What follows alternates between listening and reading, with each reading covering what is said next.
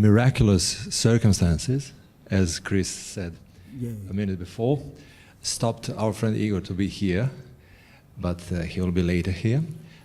He asked me to jump in, and I will try to, as short as possible, to introduce our Animateka's special guest and a member of the jury.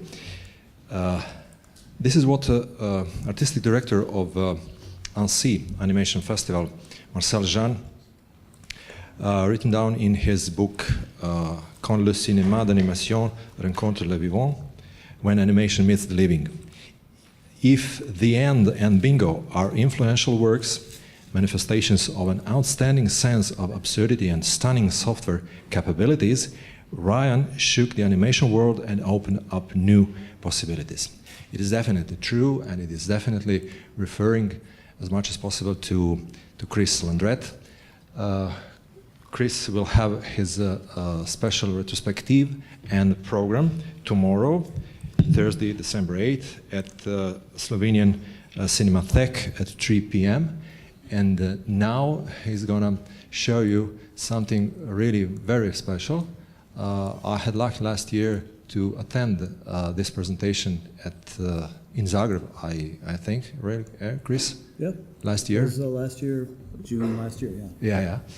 Yeah. So making faces is your special way how to deal with facial animation, and you're gonna share your professional secrets and advices, hints and tips with the audience. Okay. Thank you. Thank you very much. I think you will enjoy the next hour. Yeah, thanks. Yeah, I see I'm properly mic'd. I don't have to really raise my voice. Can you all hear me in the back? I think you can. Yeah, this is a course, excuse me, I'm getting over a cold. This is a course that I've been teaching for about 6 years now. It does come out of the work that I've done in my filmmaking. I mean, one of the things that I am obsessed about, continually have been obsessed about since doing animation starting about 25 years ago, CG animation, is the quality of filmmaking and storytelling, in particular character storytelling, that is so centered around close-ups. And this applies to live-action filmmaking and animated filmmaking, of course. But if you look at any character-driven film, say a very intimate film, like, I don't know, like I was looking at a film called Black Swan by Darren Aronofsky. I looked at it. I looked at the film once and to enjoy it, but I looked at it the second time in order to count how many of the shots out of all of the shots were close-ups of just like a face looking or expressing or talking. 70% of the shots in a film like Black Swan are close-ups of a human face. A film like Inside Out, Pixar film, it's around 70 to 75% of the shots are like just this much of the face. This is what drives story. It is what drives people's identity. It's what drives you being able to relate socially with another person, and it is centered around an animator's ability to tell a story in a way that makes the audience emotionally engaged, emotionally empathizing with the characters. It is through this part of the human anatomy, the human face. And you know, when I started teaching this course, and up until this day, I've been actually kind of surprised that this isn't a much larger part of, well, animation in particular, and, well, filmmaking in general. Knowing, studying, and being, well, both artistic but also a little bit analytical about how our faces work to show our identities, our emotions as human beings, and how we tell stories in, well, animated films through those faces. So I'm going to try a little test here. I've done this on a few of my face classes, but I'm going to try it on you guys. So here's a little pop quiz. There are two people here. One of them is the President of the United States. current president. Which one? Raise your right hand if you think it's the guy on the right, your left hand if you think it's the guy on the left.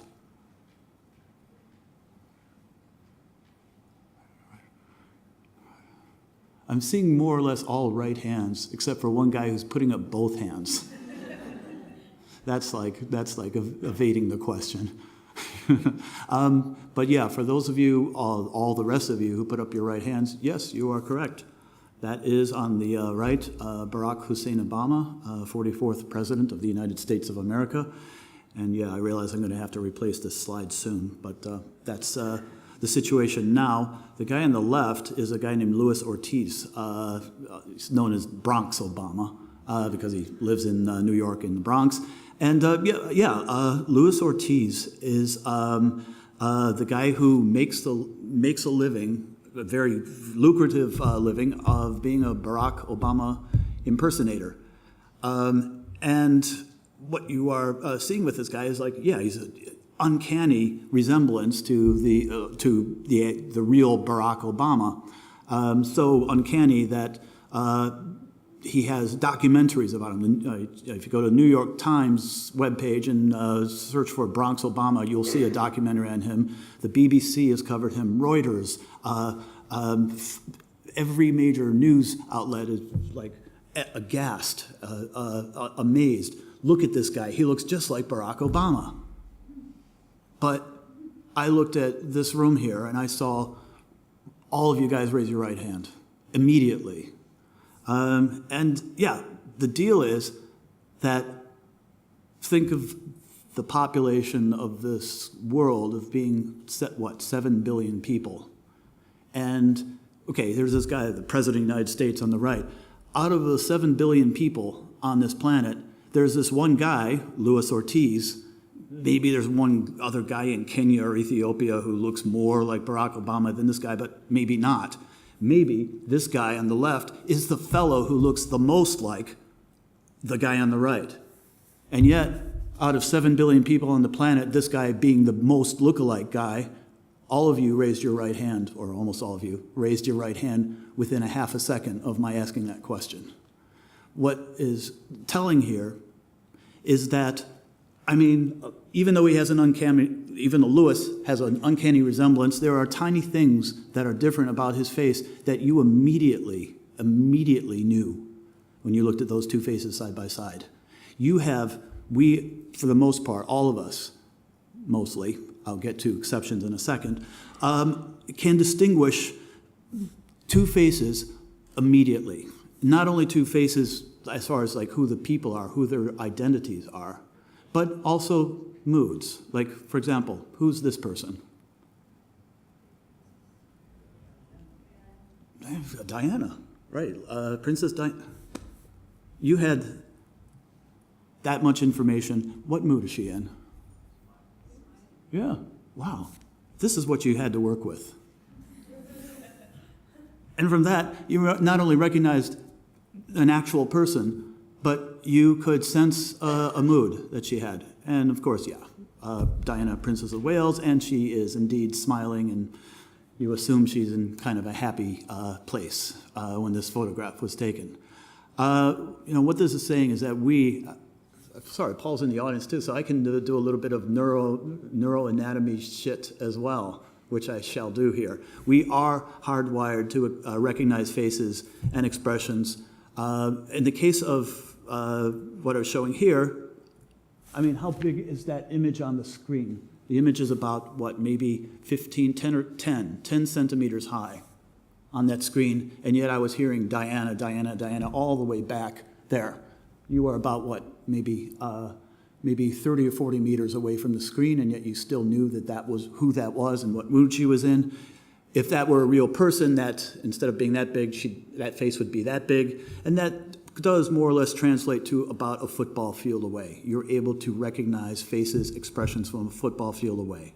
So here's the neuroanatomy stuff. On the bottom part of the brain, there's this little pancake portion of the brain called you see it there, the yellow part there. It's called the fusiform gyrus.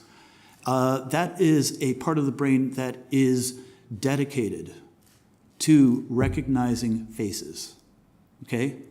By comparison, there's this part called the inferior temporal gyrus. And this is the part that's responsible for recognizing everything else that's not a face. I'm being a little simplistic here, but not that simplistic. It actually is the case that we have this huge, that yellow part of the brain that's just for recognizing human faces. I mentioned that there are tiny exceptions to that. There are people whose fusiform gyruses are defective. One of them is actually the person you mentioned, Oliver Sacks, who has this condition. I think it's called protoprogasia. I think that's the name of it. That is a condition in which the fusiform gyrus in a person's brain is not that well developed, and that person therefore cannot recognize faces, cannot recognize even, say, their husband or wife from other people in the room because of this condition. But for the most part, almost universally, I'd say maybe everyone in this room here has a pretty well-formed fusiform gyrus, and you can not only see and recognize faces, but as importantly for animators, to be able to see and recognize expressions, even tiny, subtle expressions in a face.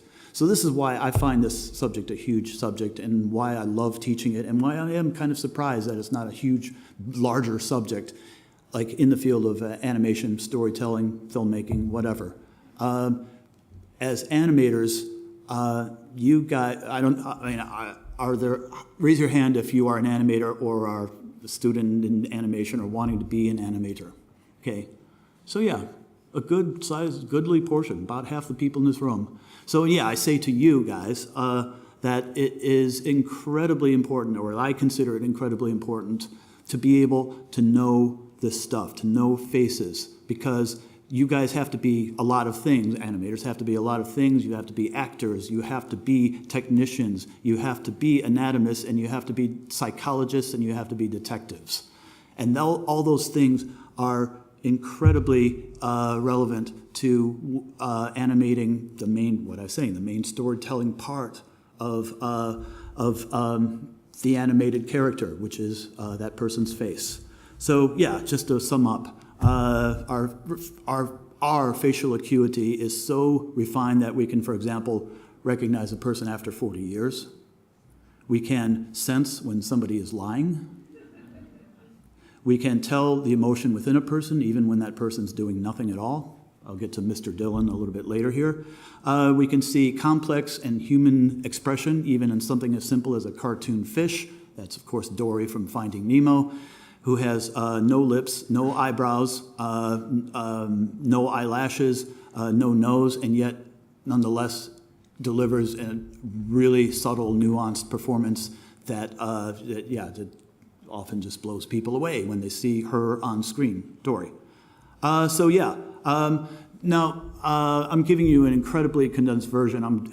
You can hear me kind of talking fast here. I'm going to try to get through this in, 70 minutes, I hope. If I talk fast like that, please forgive me, and raise your hand if you really need me to repeat something slower. This is a very condensed version.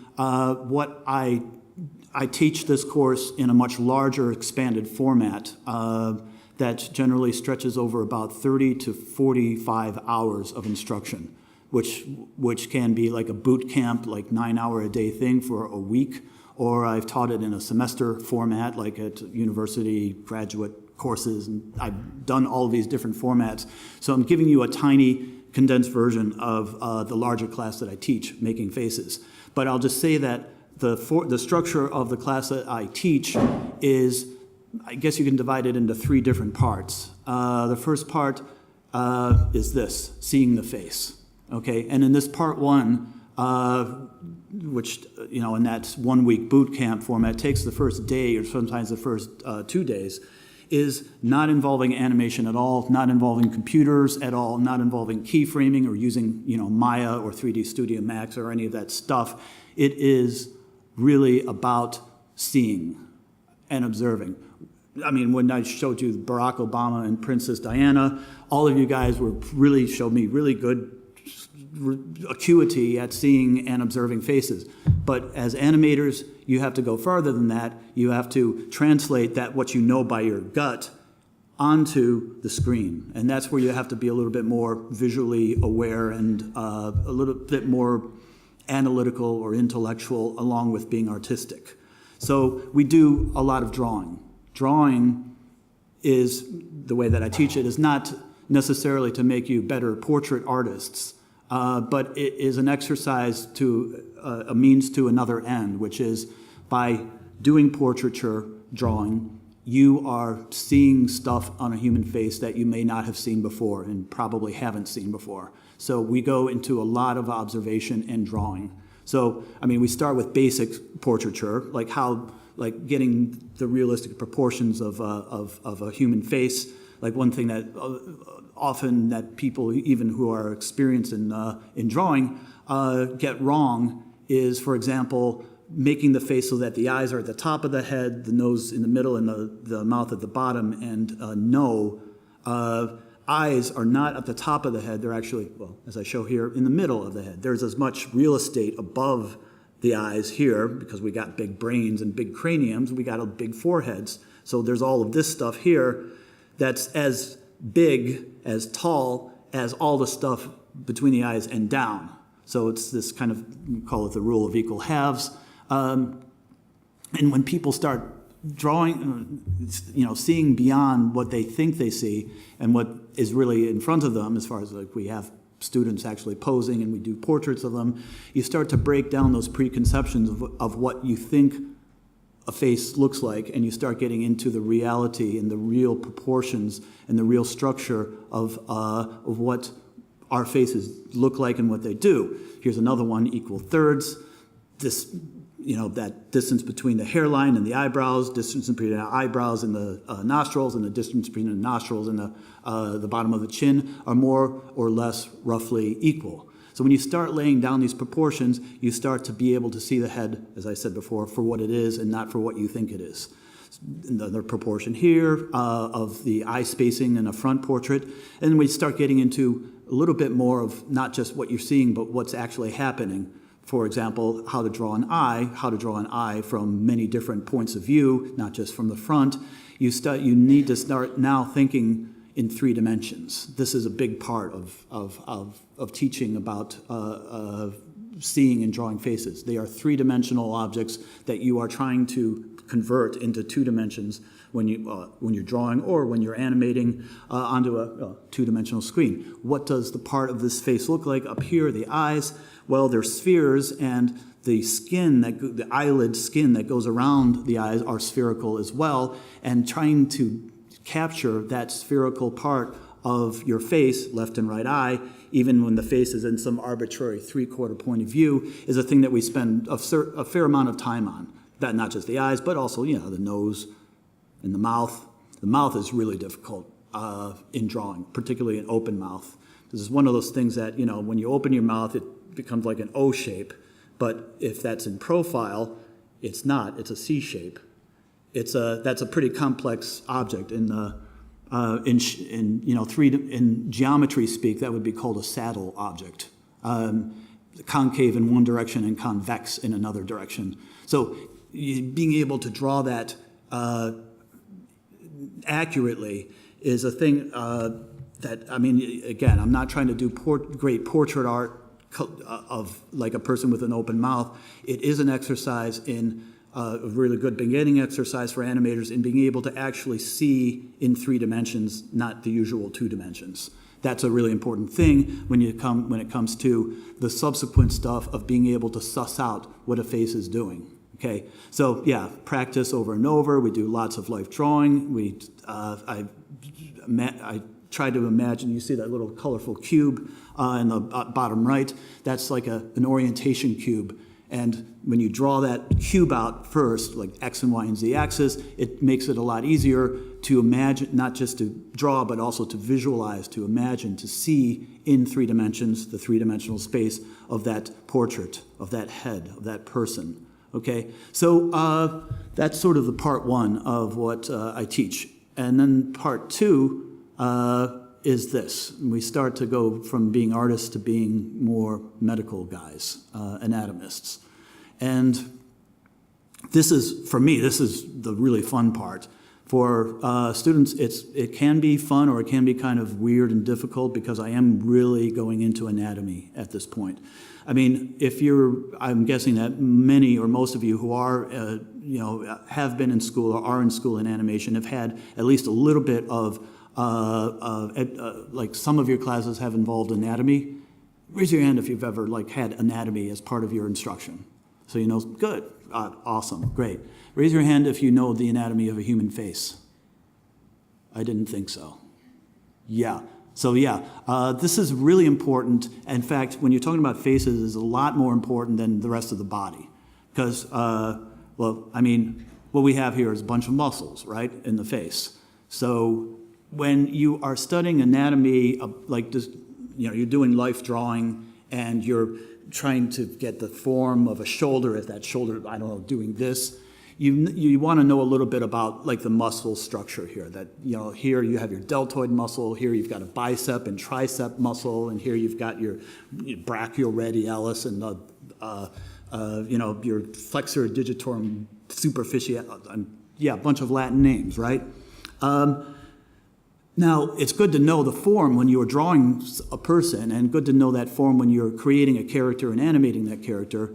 But here's the thing about muscles in general in the body, is that they are attached between two bones and usually across one or sometimes two joints. Like the bicep muscle attaches to what's it called? The area above the glenohumeral joint goes all down your humerus and attaches to your ulna and radial bones down here. And of course, that muscle contracts, or you make that muscle contract, and what happens? That happens. You use your tricep muscle, which is on the other side, the opposing muscle, and what happens when that tricep muscle contracts? Well, that happens. If you're an animator, it's nice to know what those muscles are and how they make the body move around, but it's not necessarily something you need to know. All you need to know, of course, if you're an animator, is that the arm does this and you animate the arm doing that, and I'm glad that there's a tricep muscle that did that, but you don't really care if you're an animator, right? But faces are totally different because facial muscles are weird. They're weird in the sense that unlike that bicep muscle that goes between two joints, facial muscles for the most part do not go between two joints. They attach generally, they insert into your skull somewhere, and they attach not to another part, not to another bone, but they attach to your skin, just below your skin. So these are muscles that, if you were to think about that, you'd think they're purposeless. They're not moving anything meaningful on your body. They're not moving you forward or locomoting you in any way. They're just pulling on skin for what you might, if you think too hard about it, like I do sometimes, is pointless. But here's the thing, the muscles on the face are there to make your face morph, to make it change from a neutral expression to some other expression. Why would you do that? Well, because as human beings over the last 2 million years, we have evolved to be incredibly social creatures. And having muscles that allow you to smile or frown or show perplexity or to show confusion or to show distrust are the things that we instinctually pick up on to be able to tell our friends from our foe, to be able to tell our family from strangers, to be able to detect threats in other people, or to be able to detect love in other people. This is a part of why we have evolved as well as we have as people. Again, getting back to what animators need to know to translate that instinct onto the big screen or small screen. So that's why I teach about muscles. And I'm going to bring you through really, in this abridged version, I'm not going to bring you through all of them, but very quickly through a few of the select cool muscles on the face that are really nice to know about. In fact, I get my students to memorize the names of these muscles. And a lot of them love that, but a few of them don't like that at all. And I don't care. I want you guys to know what these muscles are. I want you to be I want you to love these muscles. I want them to be your friends by name, so that when you are acting stuff out, you know, when you're acting in front of a mirror, you know what's happening in your own face, and you can translate that. It makes it easier, okay? So yeah, there's a bunch of muscles I'm showing here. I'm showing 14 of them here, and they all have really long, horrible Latin names for the most part. Like, for example, this one right here is elektrarna labius superioris. That's actually like the longest Latin muscle name of any muscle. It's the worst thing to have to memorize, for you to have to memorize. But yeah, I get people to memorize muscle names and to be able to show me what these muscles do. And when I do that, that's when I bring in my, this is my character, and I call her Valley Girl. You guys familiar with the term uncanny valley? Raise your hand if you know what I mean by that, uncanny valley. It's a horrible thing in which CG characters look really realistic, and they look so realistic that people hate them because they look creepy. So she's one of those. But that's okay because she does a pretty good job, I think, I hope that you would agree, does a fairly good job of teaching this stuff. So yeah, there she is. I'm just going to a perspective view here of Valley Girl. And yeah, the thing about Valley Girl is that she's got a little bit of anatomy there. So I'm pulling aside her muscle doppelganger there, and you can see there's one example there. You see that all these muscles are gray colored except for this one set of muscles here that just suddenly turned red.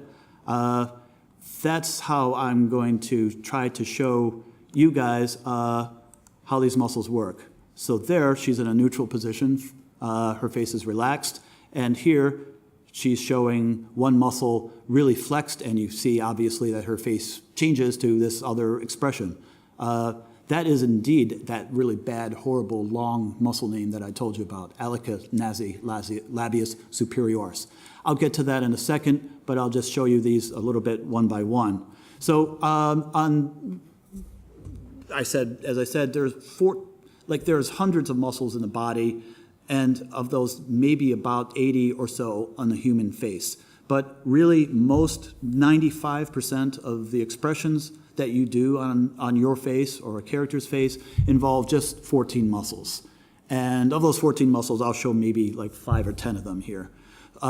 First of all, there's a relaxed face. The person on the bottom right-hand corner is an actress whom I worked with in Philadelphia when I was teaching this at the University of Pennsylvania a couple of years ago. Her name is Felicia Leicht.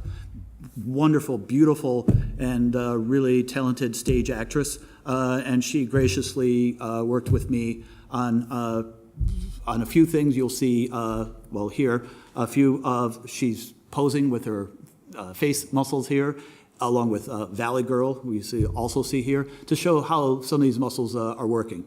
So here's muscle number one, and it's a really simple one. You all have this muscle that there's two words here, originates and inserts. Muscle that originates on the top of your skull by your hairline and extends all the way down your forehead, a sheet muscle that goes all the way down your forehead and inserts into the skin just below your eyebrows. And when that muscle gets flexed, I do this. Sorry, can you see me, or should I bring up like a FaceTime camera thing? Can you see me? All right, so we'll go with this. So when I do that, I mean, you see my eyebrows go up, and I think you probably see that across my forehead there are these horizontal lines. We would call them worry lines in English. I don't know what that would be in Slovenia or BCS, but yeah, worry lines. Horizontal wrinkle lines that happen because of the fact that this muscle, called the frontalis muscle, is pulling up on my eyebrows, and because my skin has nowhere to go but in and out, it's forming these horizontal wrinkles. So this is, you see an example of a muscle doing here, frontalis, which is doing one thing. It's pulling on my eyebrows up, causing these worry line wrinkles to happen on my forehead. Okay, so that's a muscle action. Okay, a lot of what we do in facial animation is based on the work of behavioral psychologists from the 1960s and 70s. And one person in particular is like this sort of point source of a lot of what we as animators now know about how faces work. His name is Paul Ekman. I don't know if you guys have ever heard of this dude, Paul Ekman. He is a psychiatrist out of San Francisco State University, and he invented this thing called the Facial Action Coding System, or FACS, F-A-C-S.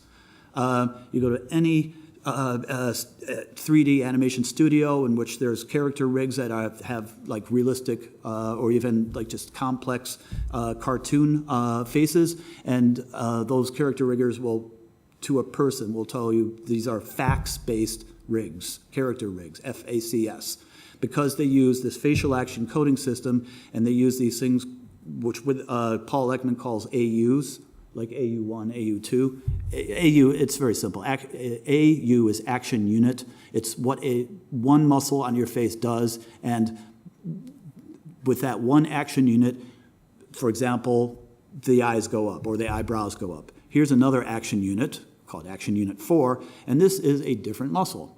This is a muscle called the corrugator muscle. Let me show that on Valley Girl here. So Valley Girl in a neutral position. So bring her back to neutral here. There we go. This muscle here, which I'm about to activate on Valley Girl, is called the corrugator muscle, and it's on the top of the head, and watch what happens as I contract that muscle. It brings the forehead not up, like the frontalis muscle that I showed you, but down and inwards. Her eyebrows go from neutral to down and in, right? So by doing that, she has this kind of concerned frown look on her face. Actually, because this course is called Making Faces, and you guys are here and you all have faces, I want you to make some faces here. I'm doing it here with my corrugator muscle, neutral face, corrugator muscle. Okay, I would like to see you guys corrugate your foreheads. Moral, excellent job there. Right? Yeah, so good. I'm seeing it. So, yeah, it's, you know, when you think of like you're really serious or frowny, this muscle is going to contract in here, and you're going to feel it. And if you're an animator, I want you to actually physically feel how that muscle is pulling on that part of your face when you're feeling concerned or serious. Okay, you will feel this kind of stress and tension happening in the middle part of your forehead where my fingers are here, and you will obviously see it, as you see it on my face, of this look of like furrows happening in the middle of my eyebrows. So those furrows on people in general take place right there. You see Felicia here showing these furrows, diagonal vertical furrows in the middle part of her forehead. You see it here. You see it on Valley Girl. I think you saw it on me. And if you do that serious face with that corrugator muscle and feel with your own, or do, you know, bring your iPhone and do a selfie, you'll see similar vertical diagonal ridges in the middle of your forehead as well. It's a very universal thing. When you are showing concern, you're using this muscle, the corrugator muscle, action unit number 4. It makes you look serious. Okay, moving ahead, there's muscles for opening and closing your eyes. In the middle part of the face, I showed you this muscle before. That's that horrible name, Alica nasi labius superioris. Let me break that down. Alica is Latin, or actually no, Greek for wing. Nasi is nose, labius is lip, and superioris is upper. So you put that all together, wing, nose, upper lip. And yeah, that's what it is. It's a muscle, show you on Valley Girl here. I'll keep her furrowed expression there, because I'm going to now activate that muscle, the wing, nose, upper lip muscle. And that's what happens, right?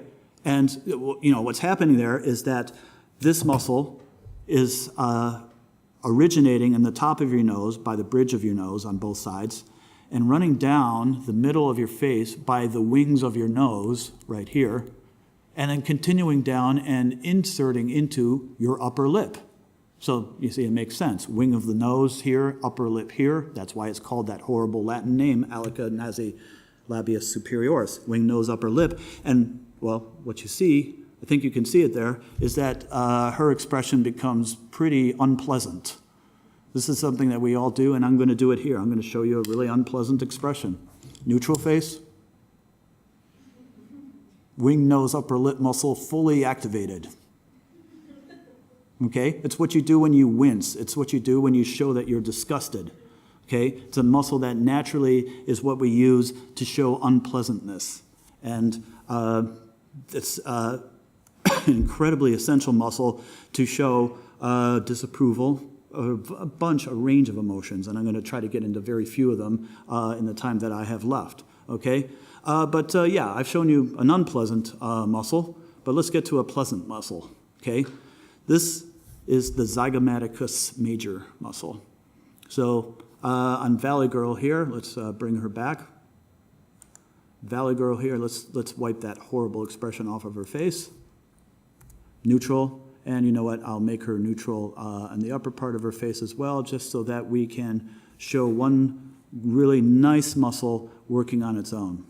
So, zygomaticus major is a muscle that originates on your cheekbones, these little protrusions that we all have on just below and to outside of our eye sockets here, where I'm pointing. A muscle that originates here and then extends diagonally down your whole middle part of your face and inserts here into the corners of your lips there, okay?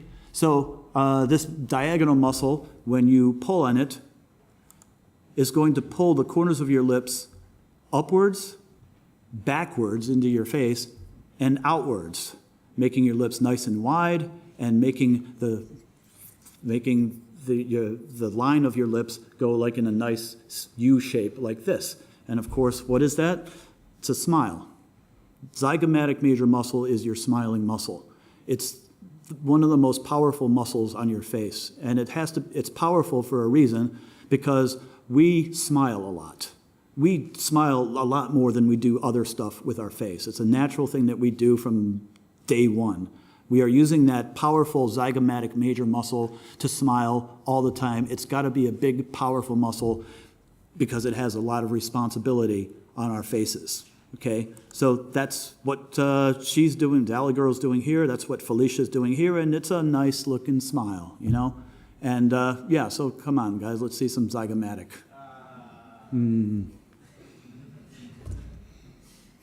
Okay, so yeah, we love to use our zygomatic muscles, and that's what the middle part of the face is about. It shows everything from unpleasant to very pleasant looking expression on our face.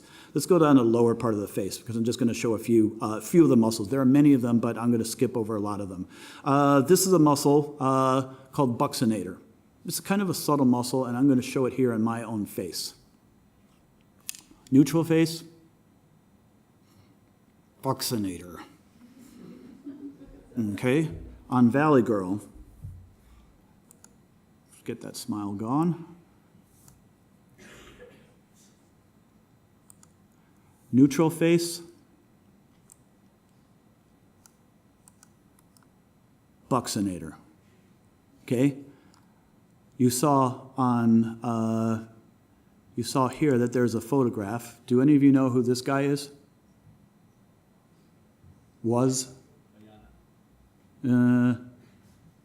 This was Joseph Goebbels. Yeah. In 1934, when Hitler came to power, Joseph Goebbels invited Life magazine to do a photo shoot of him. It was just a nice human interest story of, here's the new propaganda minister in Germany. So the Life magazine sends over its star photographer, Alfred Eisenstadt, to do a photo session with Joseph Goebbels. And they're having a great time. They're having lunch together, and they're telling jokes. Goebbels is telling German jokes, and Eisenstadt is talking about baseball and stuff. Having a great old time. And then they get towards the end of the photo shoot, at which time Alfred Eisenstadt informs Joseph Goebbels that he's Jewish. And then at the moment that Goebbels reacted, Eisenstadt takes this picture. It's like you are seeing there the look of extreme negativity. And this is what the buccinator muscle is about. It's showing tension. It's showing stress. It's showing discomfort. It's showing, I need to get out of here. It's a muscle that clenches your face. It's a muscle that originates in the back of your jaw, behind your molars, goes all the way up horizontally, all the way up to the corners of your lips and inserts right there, okay? And, well, you saw me do it. I'll do it again. Neutral face, buccinator face, okay? And, I mean, it's not just used for expression, like I just mentioned, like Joseph Goebbels is showing there. It's used for functionally when you eat. That's the muscle that you use to keep food from sloshing all over your mouth, inside of your mouth when you're chewing. It contains food or whatever is in your mouth while you're eating or drinking. But as far as expression goes, it is essentially a thing that shows that kind of just stress on the lower part of your face. Okay, here's another negative kind of muscle. It's what you do when you frown. It's a muscle that originates in the bottom of your chin. It extends vertically up to the corners of your lips. I keep mentioning the corners of your lips. A lot of muscles come together on the corners of the lips, and it pulls down, and it makes you frown, okay? So that's the lip corner depressor, also called the triangularis muscle. Here's another muscle. Now, that's here's the deal with frowning. Like smiling, you've only got a couple of muscles, and they make you smile, right? But frowning, you've got a bunch of, like not just one set of muscles. You've got a bunch of muscles that you can use to make different shades of frowning. I showed you one, the lip corner depressor. That's the kind of mopey frown. This is more of a pouty frown. And this muscle is called the mentalis muscle. And instead of pulling down on the corners of your lips, it pulls up on the middle of your lips. So it's kind of it does the same upside down U shape on your mouth, but instead of doing it by pulling the corners down, it does it by pushing the middle up. So that's what I'm talking about.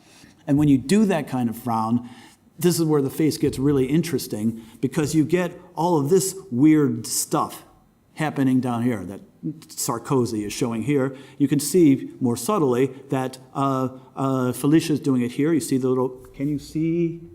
I don't know, it's kind of low res, so you might not be able to see it so well here, but there's pockmarking going on here. On Valley Girl here, yeah, again, it's kind of low res, but I think you can see that there's some dimpling happening in the chin.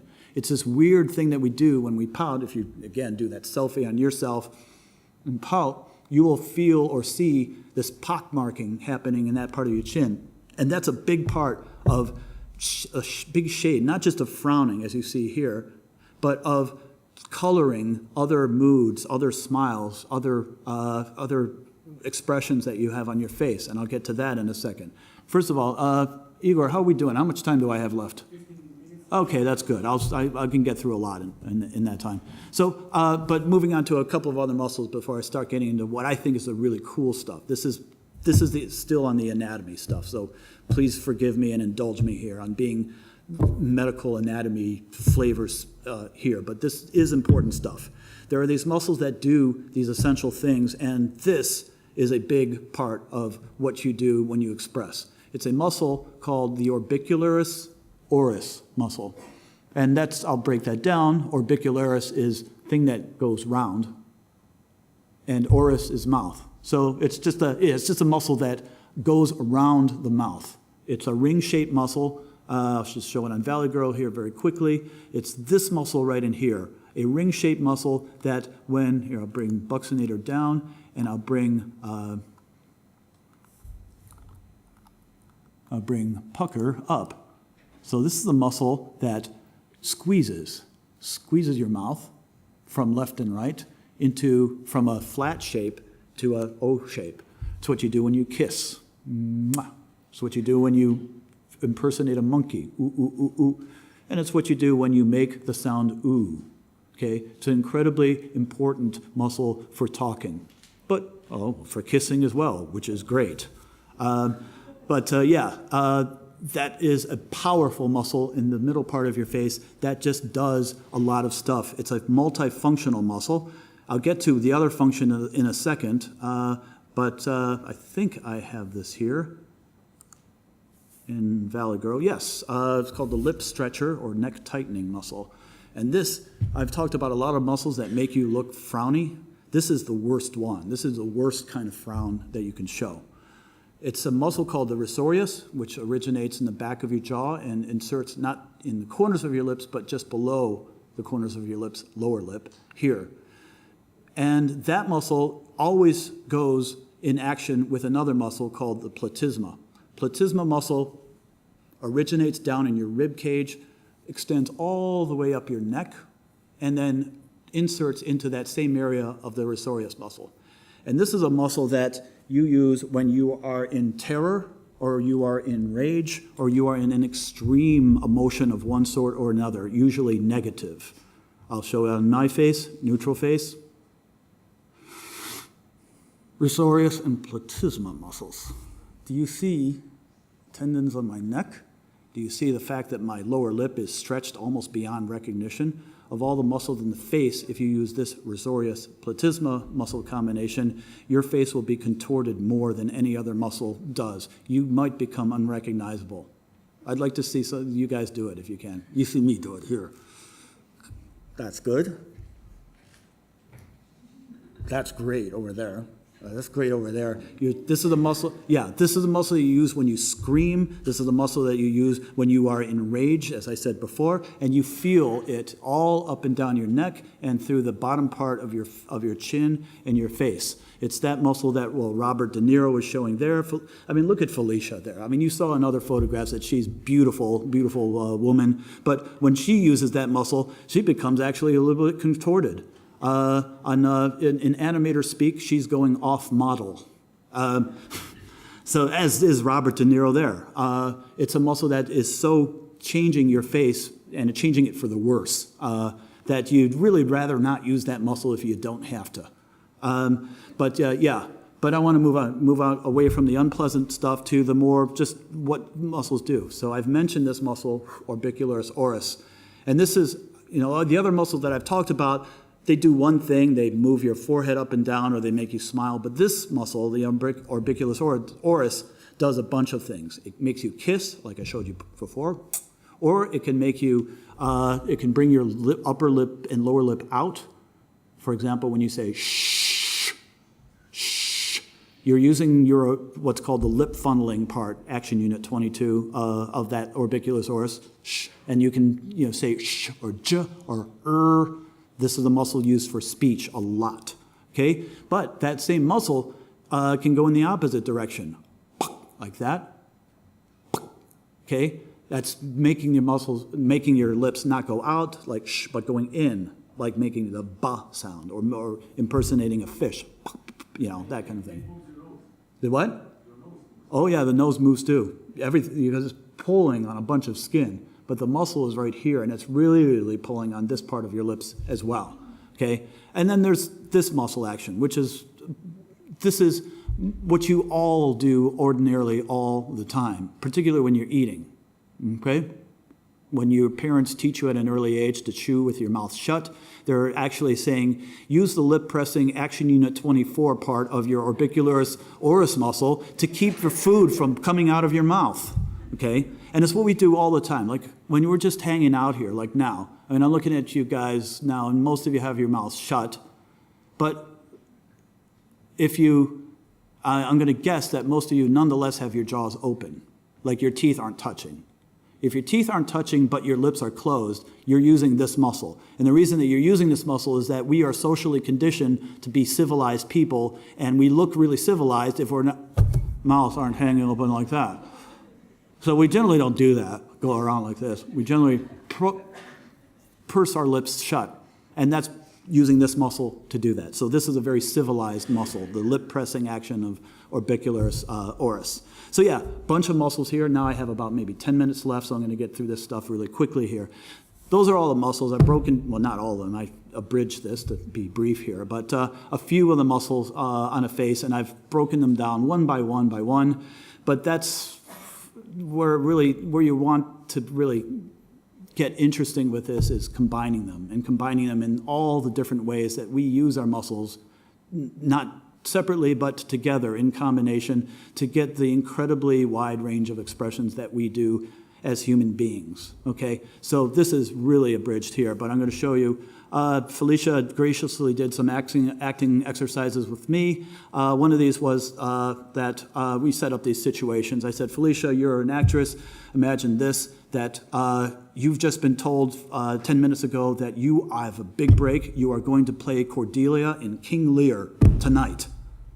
You're an understudy, but the actress she's sick, and you gotta get ready. You gotta play main character in this great play tonight.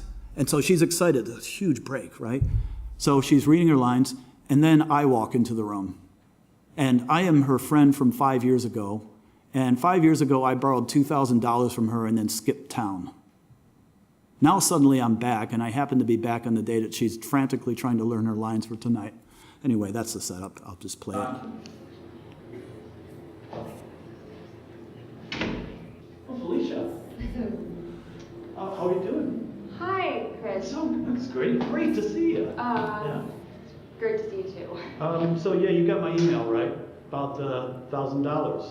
Yeah. Well, I don't know if now is really the best time to go over it though. Okay, so, I mean, so far you're seeing that hopefully you're seeing that there's some tension happening. And if you look closely, you'll see those vertical eyebrow things happening before.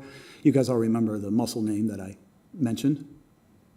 Corrugator. Her corrugator muscle is starting to go. And so you're telling some things about her face that something's not right, okay? But then things continue. I really need this money. And I emailed you yesterday about this. And I mean, it's for... Okay, not only has he borrowed $2,000 from her, but he's coming back now asking for more money on the day that she needs to learn her lines. Really good, really good. I'm moving in with your best friend, Michelle. Yeah. I need it for a security deposit. She told me, and I know a lot has happened for me since yesterday, so I actually need to be doing Come something else. on. I mean, what's all right? What are you doing there? I have to learn my lines for a show that I have to do tonight. And Oh, it's really important. you're doing acting still? That's cute. Thanks. But Okay, so, I mean, yeah, there's a little turning point that happens there with her face. First of all, it goes relaxed because she's kind of taken aback by that cute line. And but she's recovering herself, and you see that, and well, here, see those dimples there and there? See what I did with my face before? I got dimples here, using my buccinator muscle, clenching the face, and she's starting to clench here. Something's really wrong now. I need the money. You need the money? Do you know how many times I've lent you money before? Do you know how many times I've gotten that money back from you?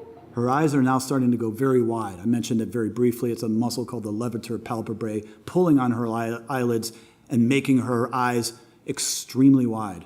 This is what you would call glaring. We're friends. Be a friend. I had to... Wait, sorry, didn't stop it there, but you saw very briefly, her eyes went so wide that you could see the tops of her whites of her eyes above her irises. You never see that in people in normal states. It's only when they are in an agitated state that those eyes go that wide, You had to like leave that. Yeah, you had to leave town Okay. before you gave me my $2,000 back last time. Now you want me to give you another $1,000? Okay, all this, shoot, excuse me. No, I'm not even going to play that through. You saw that through. We need to get through this. You saw enough happening there. Ridges happening in the middle part of her forehead, suddenly followed by these vertical lines happening in the top of her forehead, by the glares. You're seeing these flashes happening. In Paul Ekman speak, these are called micro-expressions. Tiny little changes that happen, flashes that happen.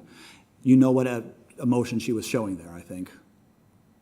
She was getting intensely angry towards the end there. Okay? In anger, you see these flashes, and this is what, I mean, I tell only half serious here. Like if those of you who have significant, spouses, tonight go home and pick a fight with them, and check out their faces when they are like screaming at you, and you will see not just like that they're doing this, the angry face the whole time. You'll see these, what Felicia showed there, flashes, brief periods where her eyes go wide for a quarter of a second, then her bridges come down for a quarter of a second, and then her worry lines come out for a half a second, flashes. This is a thing that when you're an animator, you totally want to get right, these micro expressions, these flashes. So I'm going to show just a few abridged versions of like these emotions. One thing that Paul Ekman showed is that there are 6 basic emotions. I'm showing them a few of them sample one by one. Like here's glaring. This is what Felicia showed at the beginning where you knew that something was wrong with her feeling of anger. Just the eyes going wide, very little else happening with her face. But let's go the opposite direction. This is absolute rage happening, screaming, okay? I just saw that this afternoon. I totally had to get that in there, so this is like a person, when a person's in this rage state, you know if you're in the same room with that person that you are in physical danger. You need to get the hell out of that room now. And what's happening there is a lot of things, a lot of asymmetry happening in the face. That muscle, particularly that long named muscle, aglyca nasolabius superioris, is really going overtime here. But also, remember that really extreme muscle of the neck? See the tendons happening there? You totally see the tendons happening here. This is great. This guy here has a great platysma muscle. And of all the guys there, I think that guy was my favorite for showing, for actually being really expressive in an uncanny, beautiful, and kind of terrifying way. All right, so that's anger very briefly. Here's sadness very briefly. Like a very subtle kind of sadness is disengagement, the head going down. The thing about emotions, about English language here, is that like with other emotions like anger, you get angry at something or someone. You just get disgusted or surprised at a thing. But with sadness, you don't get sad at someone or something. You get sad on your own, internally. You disengage from the world. Your eye contact ceases. She's showing it here, going internal. Her eyes are disengaged and she's pouting. Slight amount of stuff happening with the bottom part of her face. I mentioned pouting before, mentalis muscle, but really not that much.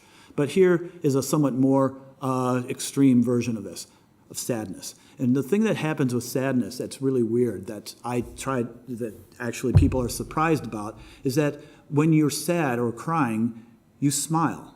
You are using this smile, zygomatic major muscle, in a big way, like this dude is using here. This is a famous photograph of a guy in Marseille, France, watching a parade of Nazis march by during that invasion of 1940, and he's crying. And you see on Valley Girl and on this dude the same thing, a smile happening. Okay, the corners of the lips going up, but I think you would look at both Valley Girl and this dude, and hopefully you would know that he's not really smiling. You're getting something very different than a smile, even though he's using those smile muscles. Bawling, okay, big thing that's happening there, but still he's smiling. The corners of the mouth are going up. But the thing that's happening here that you know that it's not a smile is this distinct shape. It's a W shape. Look, down, up, W. What's happening here is that smile is accompanied by the mentalis muscle. You see I don't know if you see in the low res there, but the chin is really, really puckering there, okay? And look, his front teeth are obscured. If you see a smile and you can't see the person's front lower teeth because that lip is up, you know that person's not really having a good time, okay? So a bunch of other stuff happening, tension in the neck, that here, and here from that risorius muscle. All of these things are happening at the same time, and together it gives this colorful look of a person who is weeping, okay? So just going quickly, I'll show this quickly. Here's another scenario in which Felicia is she doesn't have to learn her lines. She's just relaxing. She's having she's having a glass of wine at home, and then she gets a phone call, and it's from me, and I am her cousin, and I am a total asshole. I am a fuck up. I have been bailed out of jail by her aunt like 3 or 4 times in the last couple of years, and I'm stupid. And you see the stupidity in this phone call happening here. Hello? Hi, Felicia. Hi, Chris. Yeah,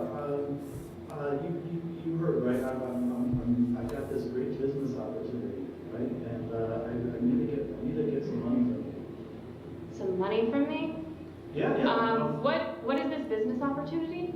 This fellow from Nigeria emailed me just yesterday.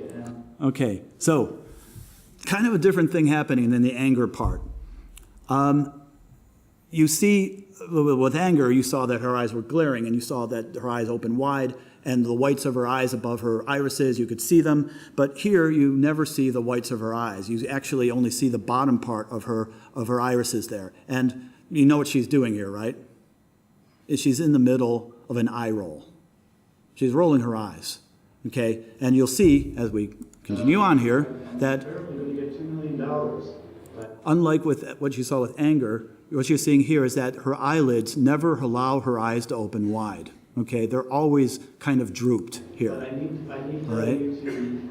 And at the same time that that's happening, you're seeing this. I haven't pointed out before, but this is a thing on the middle part of your face. It's called the nasolabial fold.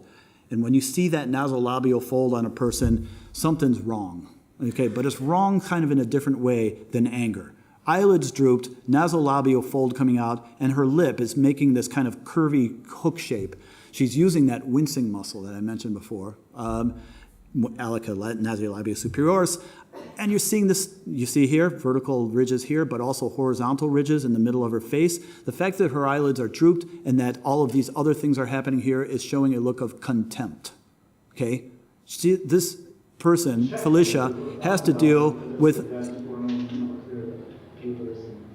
a person who on status level is way below her, an insect, a dumbass, okay? And when you are in that state of contempt, your eyelids never go wide, and you will have this kind of square hook shape happening on the middle part of her face here, and then right there, mentalis going, okay? This altogether eye roll happening there. Yeah, no, that's not. There was a study done about 10 years ago in which 700 couples were interviewed at the or faced each other, and they were recorded while they were talking to each other. And the psychiatrist who was doing this did a correlation between the people who rolled their eyes during the conversation with each other and the incidence of divorce within a year. And there was like something like a 90% correlation. Right? If you roll your eyes in the middle of a conversation with your spouse, you're going to be divorced within a year. Okay? Seriously. When you show contempt, that is the kiss of death to a relationship. When you show your eyes rolling, that is the way that that comes out. Okay? And that's what Felicia's doing here.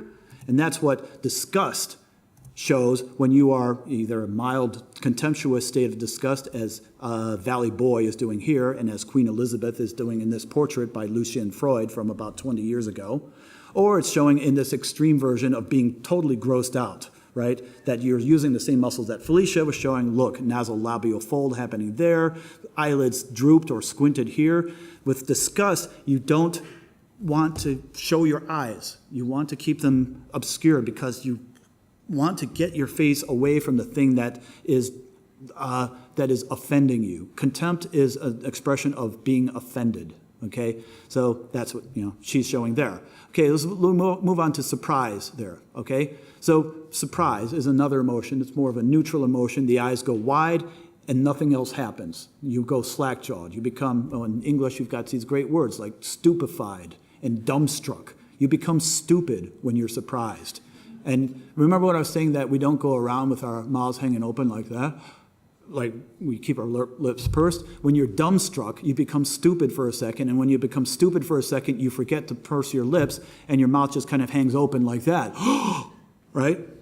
And so, yeah, that's what, Miss America is doing there. Same thing. Eyes go wide, mouth goes really wide, mouth goes wide, and not that much else is happening with your expression. Okay, so it's a pretty easy one to do, at least to pose when you're an animator.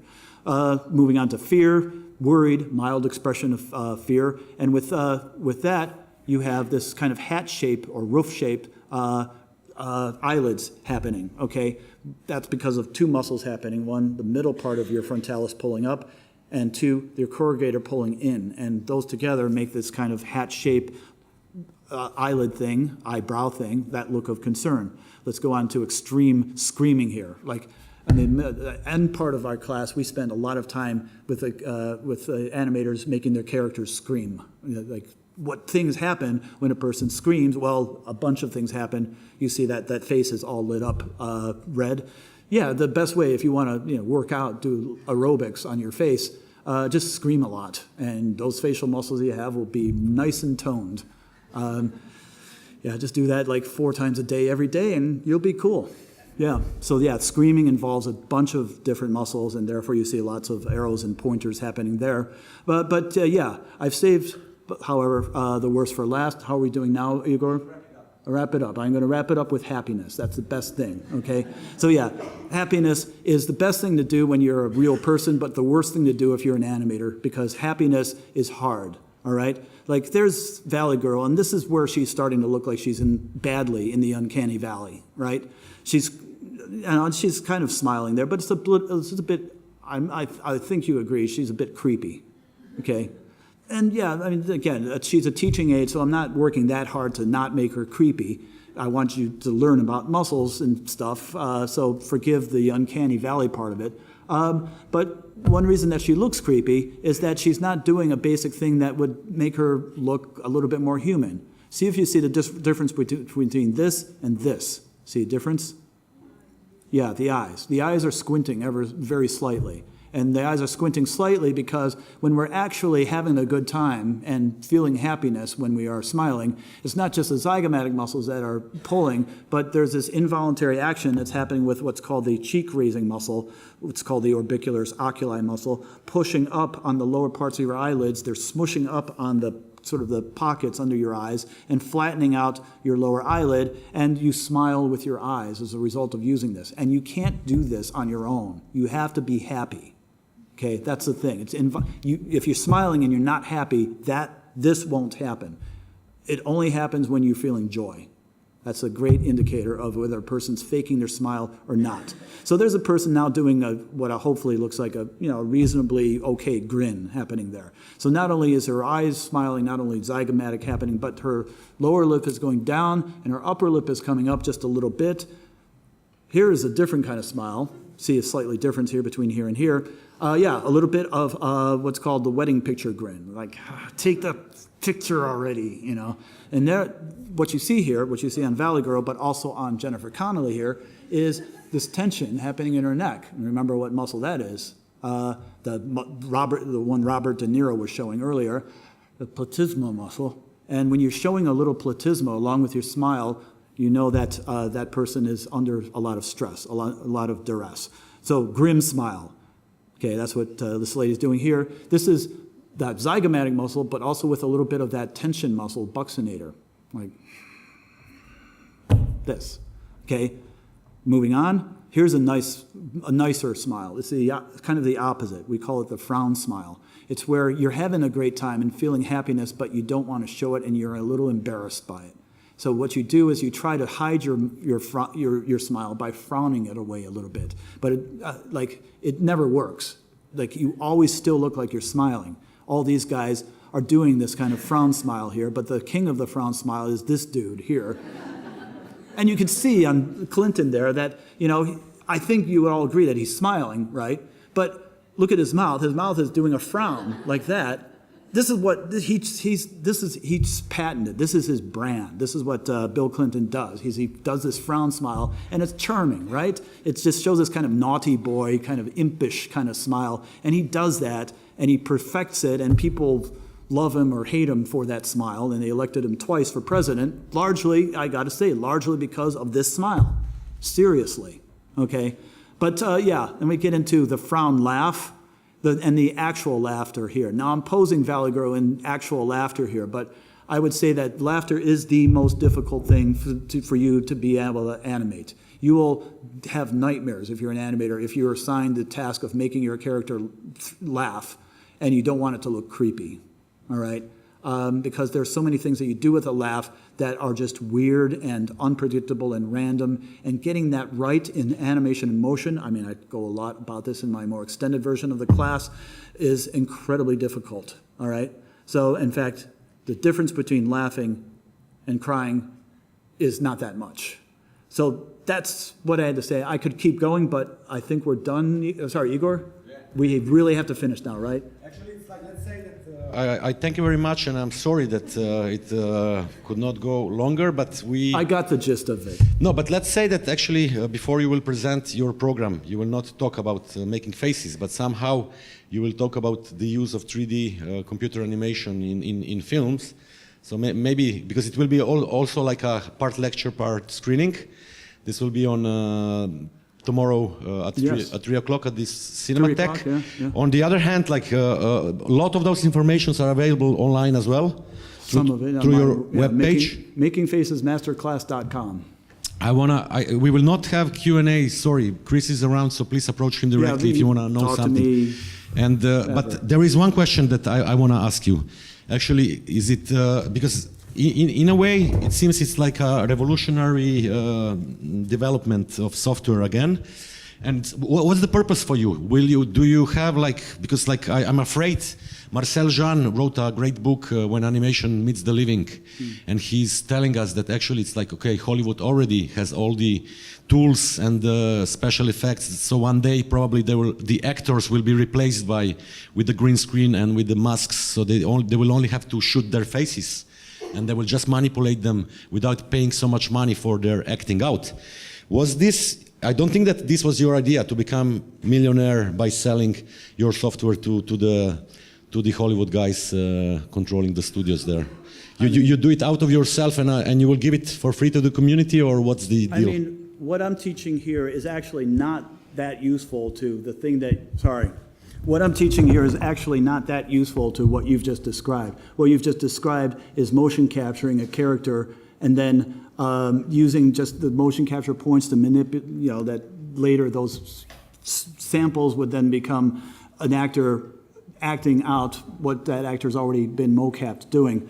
And what I'm doing here is not motion capture. It's animating by hand. This is still dealing with old-fashioned, traditional stuff where an animator knows what's going on, not just with a realistic character or semi-realistic like Valley Girl, but with like Roger Rabbit, okay? Or any other character that you want to have human qualities. It's not to replicate, uncanny reality. It's to get believability. It's to get, even in stylized character like, Dory in Finding Nemo, to get the same human emotions that you would get from a real person. But it will be a freeware? You will share it free, or? My class is, what I'm sharing here is not, it's not ware, it's not software, it is insight. I'm trying to give you guys some idea about how faces work, and then it becomes easier. You know what to do rather than just using some great software to do it. Yeah, but still, you will not travel the world in the following years and presenting it like this all the time. You will put out some kind of manual, or it will be available online, or what's the final result of all those research that you are putting in? It will be a book this thick. Yeah. Chris Landretha, thank you very, very, very much for this.